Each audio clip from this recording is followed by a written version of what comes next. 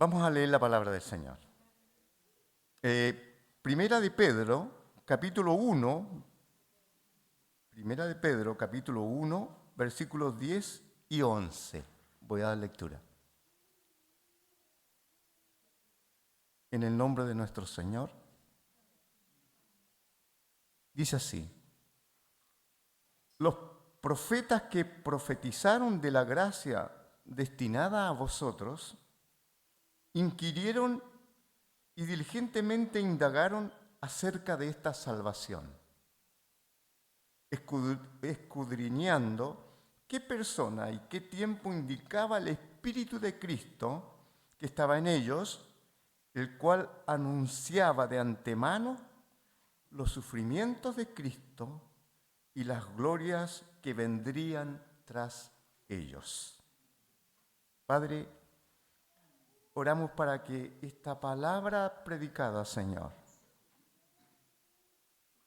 así como las canciones en que te hemos proclamado, Señor, y en las cuales te glorificamos, en las cuales te adoramos, con las cuales te adoramos, con los testimonios, también las oraciones, que esta palabra, Señor, cale profundamente en nuestra mente, en nuestro corazón, en todo nuestro ser. Oramos para que tu palabra, Señor, cumpla el propósito para el cual la enviaste a cada uno de nosotros que estamos aquí en esta noche. Siempre, siempre, siempre tienes un propósito con tu palabra. Hermana, hermano, visita presente, joven, adulto. El Señor quiere hablarte hoy día una vez más. Gracias. Guíanos, Señor, en el nombre de Jesús. Amén. He estado predicando sobre esta carta, por lo tanto no voy a repetir toda la introducción que he hecho las veces anteriores, pero sí lo único decir que el apóstol el apóstol Pedro escribió esta carta a aquellos que estaban fuera de las tierras de Judea, fuera de Israel, a los que estaban en otros lugares y obviamente a causa de la persecución que había ya en ese tiempo. Y está hablando aquí en estos dos versículos sobre la salvación, obteniendo el fin de vuestra fe, que es la salvación de vuestras almas, la cual los profetas inquirieron. Entonces, Él nos está hablando a nosotros, y en la última parte me voy a tomar, de los sufrimientos y la gloria de Cristo, como bien dice ahí. La gloria de Cristo es el fruto, de acuerdo a este pasaje, o recompensa por el sufrimiento soportado por el Señor. Mire, yo voy a enfatizar más las glorias del Señor que los sufrimientos. Los sufrimientos los voy a nombrar solamente. Pero todos sabemos que gracias al sufrimiento de nuestro Señor Jesucristo, nosotros hoy día estamos acá. Y eso es maravilloso. Y los sufrimientos del Señor comenzaron prácticamente desde el mismo pesebre. No tuvo una clínica de parto, de partida. Tuvo un pesebre, un establo junto a los animales. Recién nacido, el rey Herodes se enteró de que había nacido el rey y obviamente ya buscaba para matarlo. Por lo tanto, un ángel enviado por el Señor le habló a José y María: huyan a Egipto, porque esto quieren hacer con el niño que ha nacido. Tuvieron que irse a Egipto. Murió el rey Herodes, ahí recién pudieron volver a Nazaret. O sea, empezó de temprano los sufrimientos del Señor por causa de nosotros. Sufrió también la incredulidad de sus familias, sufrió primero la tentación en el desierto por Satanás mismo, que permitió Dios Padre, sufrió incluso la traición de uno de sus discípulos.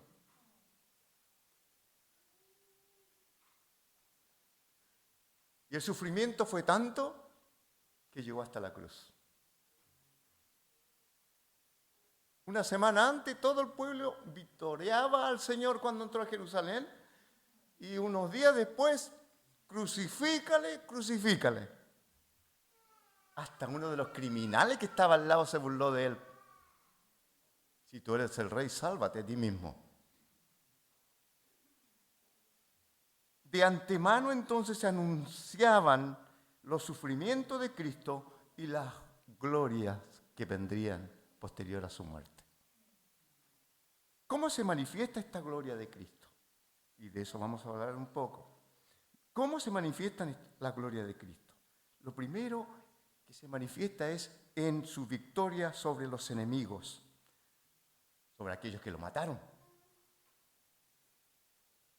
Religiosos de ese entonces, los soldados de ese entonces, los principales sacerdotes, las autoridades que estaban, la mayoría, casi todos, en contra del Señor, y hasta el pueblo mismo, que, digámoslo coloquialmente, en buen chileno, se había dado vuelta a la chaqueta. Eso sucede hoy día igual. Entonces, cuando el Señor entregó su vida en la cruz, miren las glorias. Sucedieron fenómenos de la naturaleza, obviamente, controladas por el Señor, permitidas por el Señor. La tierra se oscureció cuando estaba en la cruz. La tierra tembló, las rocas se partieron, dice la palabra del Señor. Otra gloria, el velo del templo de Jerusalén se rasgó en dos por la mitad. Y esto tiene un significado tremendo. Porque ahora el creyente, ahora el cristiano fiel podía entrar directamente a la presencia del Señor sin mediador, sino que el único mediador es por medio de Cristo. En el Antiguo Testamento el sacerdote tenía que mediar por el pueblo, pero una vez que se rasgó el velo del templo, esto significaba que podíamos entrar a la misma presencia de Dios. Hermoso es cuando usted entra en la presencia de Dios, en su habitación solito, y nadie le ve, y Dios le escucha, y puede conversar con Dios. Y solamente un consejo, siempre comience su oración adorando al Señor, por quien es. No tenemos un Dios pequeñito, tenemos un Dios infinitamente grande, infinitamente santo. Ese es nuestro Dios a quien adoramos. Tú eres el Dios que adoramos. Recién cantábamos eso. Y hay que cantarlo siempre con el entendimiento, toda la letra.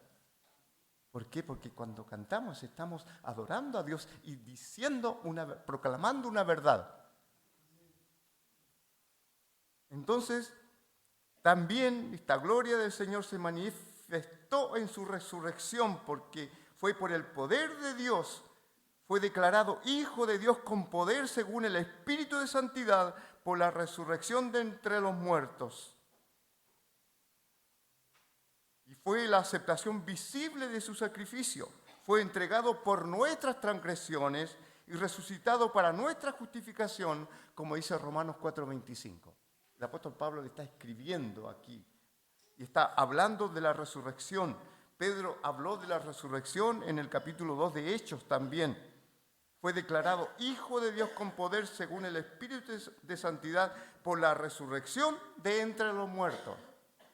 Y no cansaremos de repetirnos, hermanas y hermanos, que si Cristo no resucitó, sería vano todo lo que hacemos. No serviría absolutamente de nada.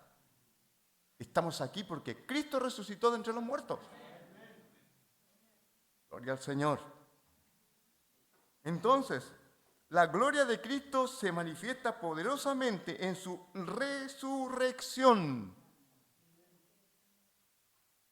Y sabemos los relatos bíblicos, la mayoría, cómo las autoridades, los principales de ese entonces, querían de alguna manera cubrir esto de la resurrección. Cuando ya surgió la noticia de que la tumba estaba vacía, pero ¿qué vamos a hacer? sobornemos a los guardias que estaban custodiando la tumba para que ellos digan esto. Inventemos este cuento al pueblo. Fue imposible, imposible. Al principio hasta los discípulos estaban incrédulos. Entonces, llevamos dos cosas: cómo se manifiesta la gloria de Cristo en su victoria sobre los enemigos y también en su resurrección de entre los muertos, porque este fue un triunfo gigantesco, infinitamente grande, el que haya resucitado de los muertos.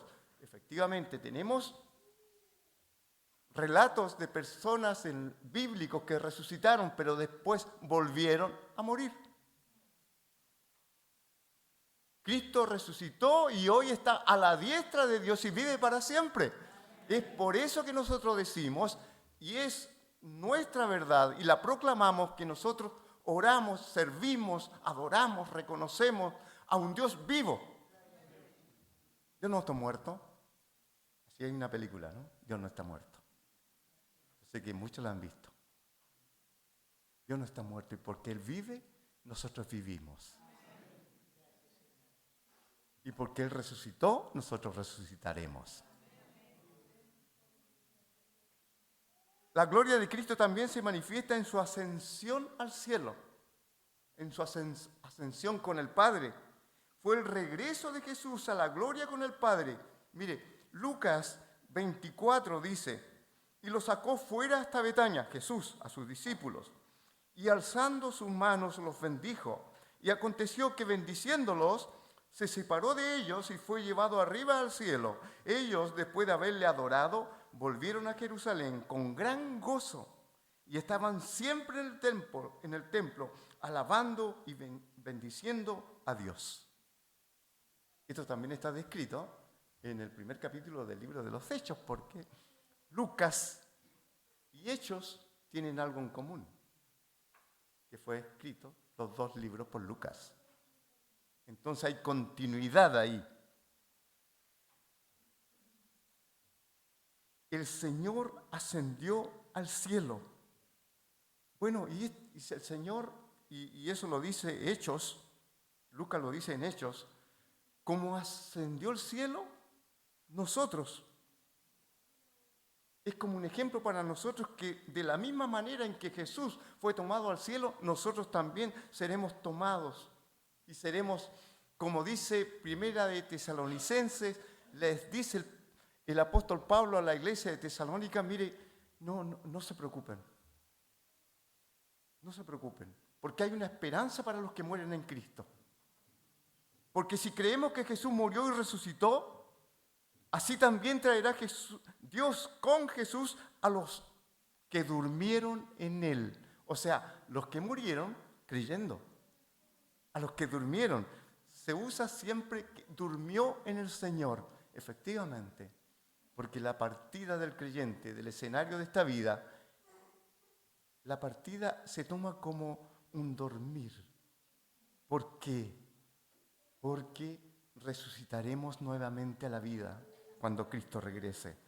Y los que estén vivos en su venida, seremos arrebatados conjuntamente con los que han muerto en Cristo para reunirnos con el Señor en el aire, y así estaremos siempre con el Señor.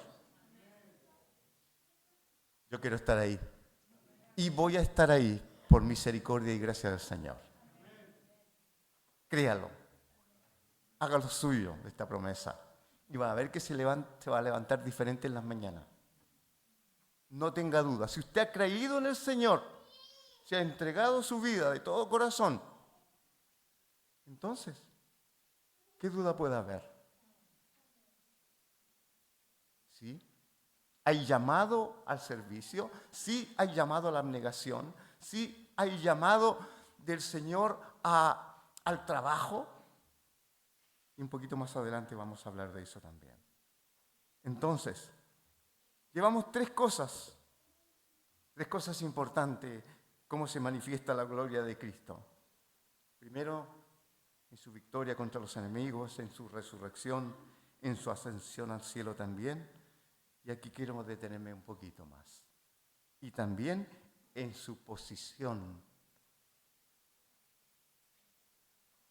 y la posición que tiene ahora Jesús. Ahora, hoy, es el mediador como el gran sumo sacerdote. Y voy a leer esta palabra que está en Hebreos 4,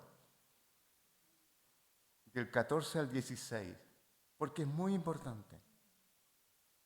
Por lo tanto, ya que tenemos un gran sumo sacerdote que entró en el cielo, Jesús el Hijo de Dios, aferrémonos a lo que creemos. Nuestro sumo sacerdote comprende nuestras debilidades. Escuche bien, repito. Nuestro sumo sacerdote comprende nuestras debilidades porque enfrentó todas y cada una de las pruebas que enfrentamos nosotros. Sin embargo, Él nunca pecó.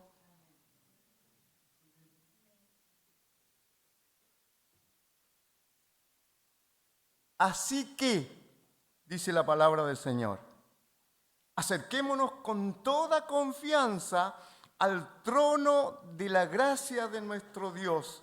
Allí recibiremos su misericordia y encontraremos la gracia que nos ayudará cuando más lo necesitemos. Oh, yeah. Estuvimos orando por los enfermos. Estuvimos orando por esta tragedia de un compañero de nuestros hermanos acá. La pérdida de su mamá en un accidente automovilístico. ¿Y a quién podemos acudir cuando nosotros necesitamos el oportuno socorro? Alzaré mis ojos a los montes, ¿de dónde vendrá mi socorro? Y lo sabemos, Salmo 121, mi socorro viene de Jehová, que hizo los cielos y la tierra. El Señor no se duerme. El Señor está en silencio, pero si el Señor está en silencio, siempre está trabajando. Siempre está obrando a favor del creyente, a favor suyo. En el Antiguo Testamento, Hebreos 11 hace un tratamiento profundo al sacerdocio de nuestro Señor Jesucristo. Porque en el Antiguo Testamento, como bien dijimos hace un poquito, el sumo sacerdote o el sacerdote era el mediador entre Dios y los hombres. O sea, el sumo sacerdote tenía que entrar una vez al año, todos los años, al templo, al lugar santísimo. Tenía que entrar para pedir por el pueblo para que los pecados sean perdonados. Y tenía que ofrecer sacrificios de animales, toda una simbología para lo que había de venir.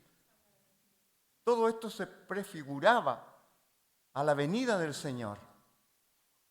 Y era todo un ceremonial cúltico que simbolizaba justamente la venida del Señor y el derramamiento y la entrega de su vida y el derramamiento de su sangre para salvarnos a nosotros y limpiarnos de nuestros pecados. Pero en el Antiguo Testamento la sangre de animales, todo eso no era para salvación. Era para arrepentimiento, para que Dios se compadezca del pueblo, para que Dios tenga misericordia.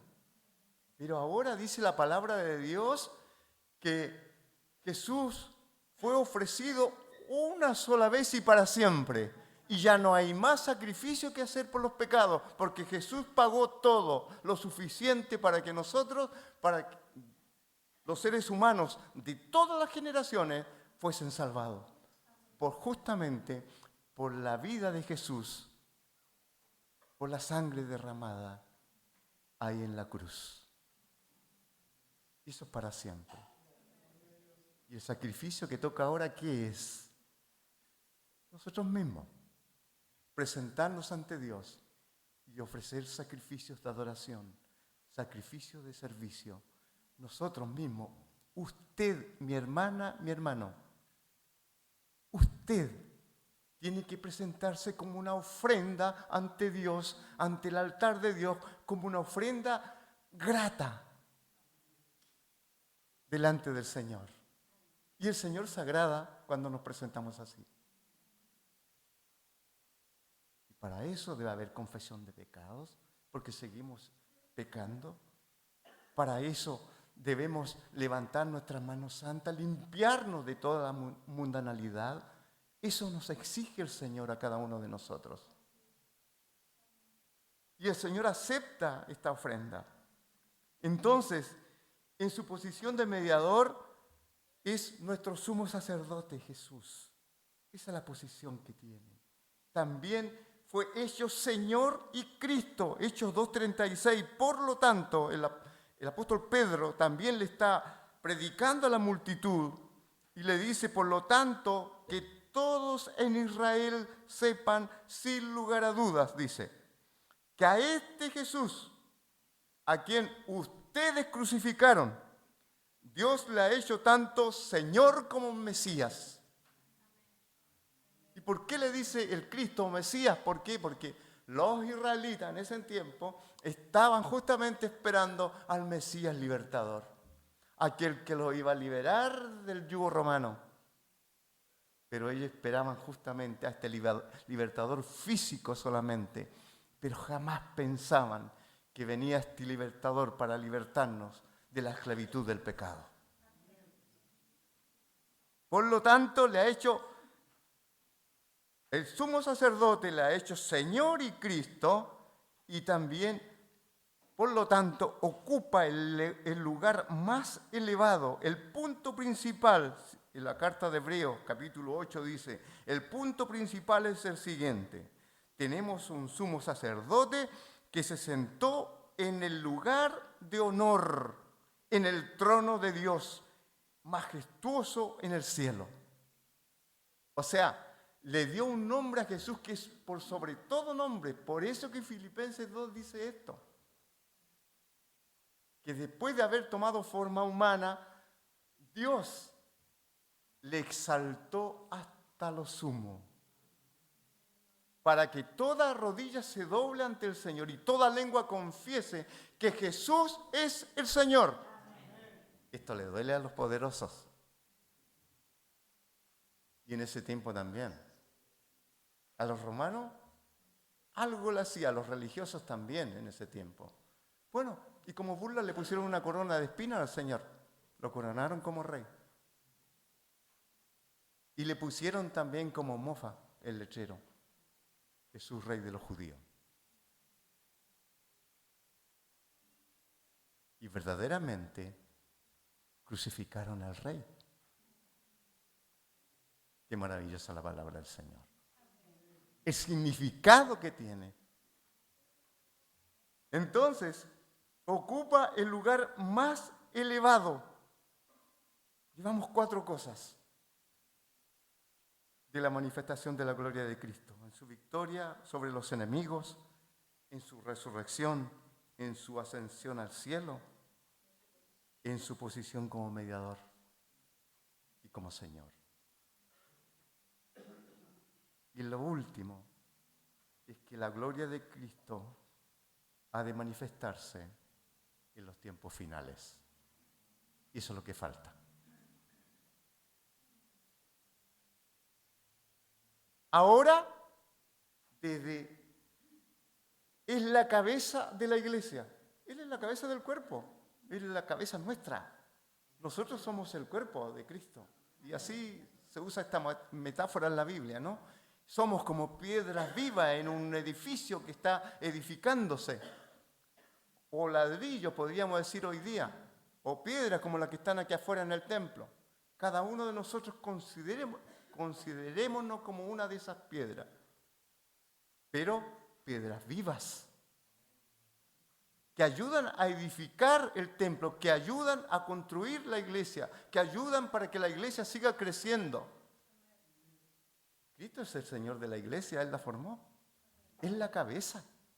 A Él le debemos obediencia a nosotros, ya sea como cuerpo y como personas individuales. Es por eso que nosotros debemos tener en claro a quién servimos. No servimos a un Diosito pequeño que lo tengo de repente solamente cuando tengo algún problema y lo busco. No. No servimos a Jesucito y empequeñecemos al Señor. Servimos al Dios grande, todopoderoso, ilimitado en todo, en poder, en majestad.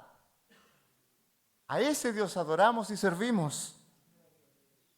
Cuando comprendemos esta dimensión, entonces verdaderamente nuestro corazón se derrama en adoración por aquel que es este Dios.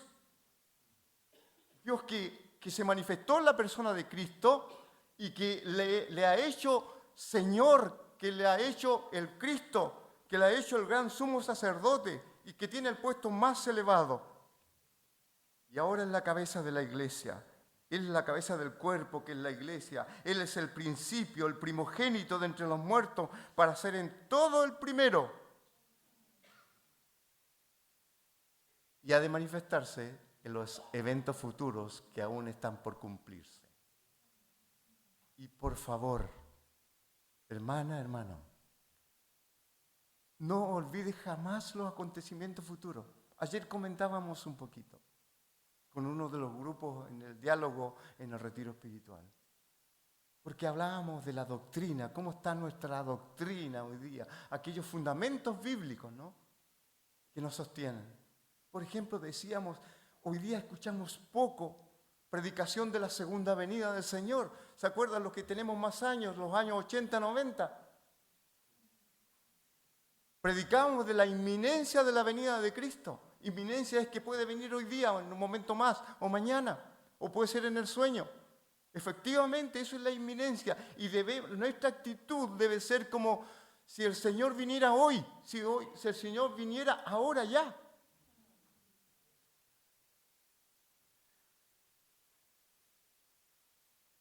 Los tiempos se cumplirán. Queda la segunda venida. Nos queda aún la resurrección de los muertos. Nos queda aún el juicio final. Y ahí va a haber un Dios justo, que va a obrar en justicia, no como los seres humanos. Nos quedan los cielos nuevos y tierra nueva. Romanos 8. Y nos queda la eternidad con Dios. El mal, el pecado y la muerte ya no existirán más en ese tiempo. No sé cómo viviremos, ¿no? No sé si tendremos casas como estas, no lo sabemos. Hay muchas cosas todavía que el Señor ahí están en secreto todavía, pero las cosas secretas pertenecen a Dios, más las reveladas son para nosotros. Y basta con la revelación que el Señor nos ha dejado. El Señor es tan bueno, hermano, que nos ha dejado la revelación escrita. El Señor es tan bueno que nos envió a su propio Hijo en forma humana para pagar por nuestros pecados. Entonces, si hemos hablado de los sufrimientos de Cristo para que posterior a ello hayan glorias, bueno, ¿cree usted que en nosotros, sus hijos, no va a pasar lo mismo? Efectivamente, la carrera cristiana. Y eso era el tema ayer en el retiro. Y voy a terminar justamente con segunda de Timoteo, capítulo 2. Esfuérzate en la gracia. El apóstol Pablo, preso por segunda vez en Roma, le escribe a su hijo Timoteo. Y en el capítulo 2 le dice, Timoteo, esfuérzate en la gracia. La gracia sabemos que es el regalo de Dios, sabemos que es gratuita para nosotros y que nosotros por lo general hablamos de la gracia, que Dios nos salvó por gracia, pero ¿sabe usted que la gracia de Dios está también a disposición nuestra para el servicio a Dios? Y eso es maravilloso, porque nosotros por fuerzas humanas, por méritos nuestros, no podemos hacer cosas que sean agradables a Dios. Entonces, esfuérzate en la gracia significa, no, ponle empeño, ponle fuerzas. ¿Hay frío? ¿Sí? Levántate, ora, búscale.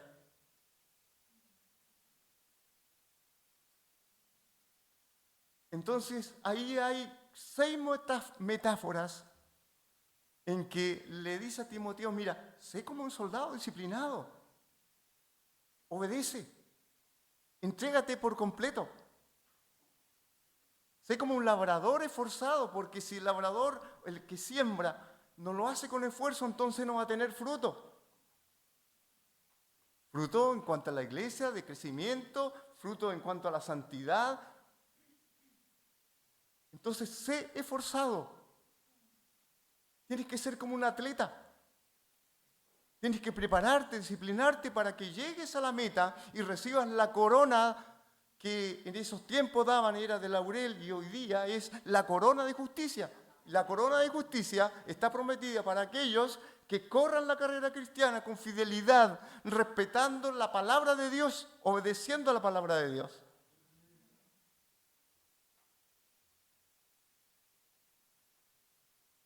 Y hemos hablado de sufrimiento del Señor, hemos dicho algunas cosas que nosotros, y hemos orado justamente por sufrimientos presentes. Claro, esta carrera de la vida cristiana también tiene sufrimiento. También tiene sufrimiento. Pero concluyo con este versículo. Las aflicciones del tiempo presente no son comparables con la gloria venidera que esperan a los que creen, a los hijos del Señor. Y póngale su nombre ahí en este versículo. Y ni me acuerdo exactamente dónde está ahora, pero es del apóstol Pablo. Las aflicciones del tiempo presente no son comparables a la gloria venidera. Está hablando de la resurrección, está hablando de la vida eterna. Y no olvide esto y téngalo presente en su memoria todos los días, porque hoy día somos y mañana. ¿Sabe usted qué le espera el día de mañana? ¿Está seguro? ¿Está segura que le va a pasar? Debemos confiar en el Señor. Que todo lo que le pasa a sus hijos, todo es por la voluntad de Él. Les invito a orar en esta hora.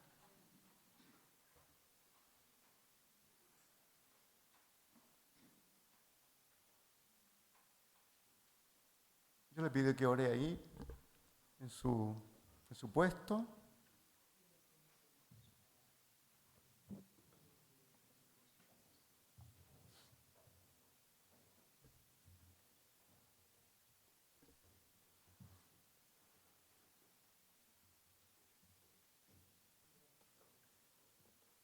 La gloria de Cristo. Primero están los sufrimientos, posteriormente la gloria. Gracias, Señor. Gracias por tu palabra. Gracias por Jesucristo, Señor, Salvador. Gracias porque Él volverá nuevamente. Gracias porque nosotros le esperamos.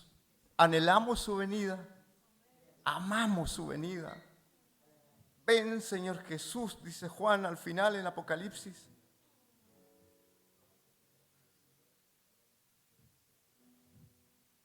Alegrémonos, hermanos, porque nuestros nombres estén inscritos en el libro de la vida de Dios. Gracias, Padre. Yo oro en esta hora por aquellos que aún no están en esta carrera, por aquellos que aún no han tomado el arado para sembrar, Oro por aquellos que aún no han entregado su vida a ti, rendidos, siendo que tú lo hiciste todo. Y para ello no tenemos que hacer nada más que creer en el Señor